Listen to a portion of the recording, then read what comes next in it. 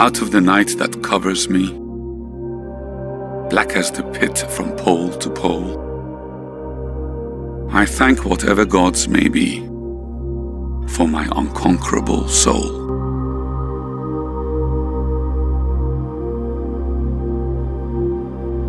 In the fell clutch of circumstance, I have not winced nor cried aloud. Under the bludgeonings of chance, my head is bloody, but unbowed.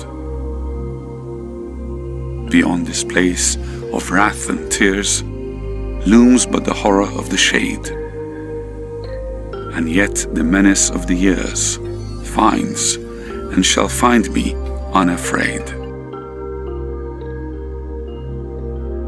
It matters not how strait the gate, how charged with punishments the scroll. I am the master of my fate. I am the captain of my soul.